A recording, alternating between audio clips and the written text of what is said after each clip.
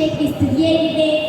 പ്രിയപ്പെട്ട കൂട്ടുകാരെ, എല്ലാവർക്കും വചനവിസ്മയം എന്ന പ്രോഗ്രാമിലേക്ക് എൻ്റെ ഹാർദമായ സ്വാഗതം.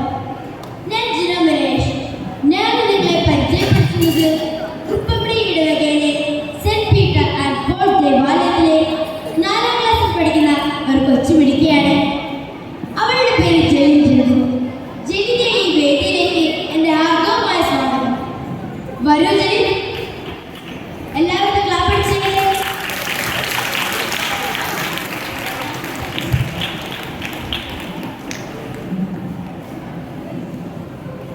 എന്തുകൊണ്ടാണ് ജയനെ ഈ വേദിയിൽ വിളിച്ചത് നിങ്ങൾക്കറിയാമോ?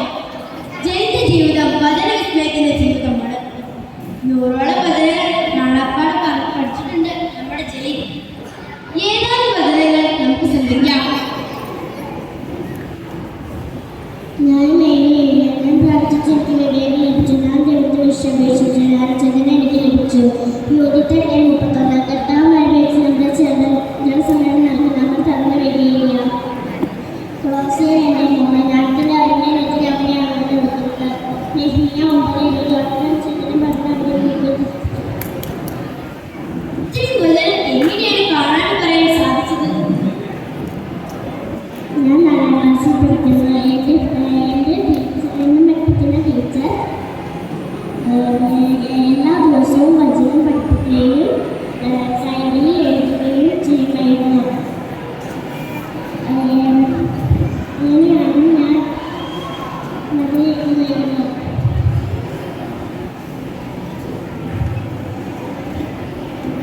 എത്ര വചനങ്ങൾ നിങ്ങൾക്ക് കാണാൻ പറയാൻ സാധിക്കും? 3 വചനങ്ങൾ കാണാൻ സാധിക്കും. ഇതാണല്ലേ വചന ഡയറി. അതെ, ഇതിൽ നിന്ന് എന്ത് ചോദിക്കാനും പറയാൻ സാധിക്കുമോ? പറയാൻ സാധിക്കും. ഞാൻ കുറച്ച് ചോദിച്ചോട്ടെ.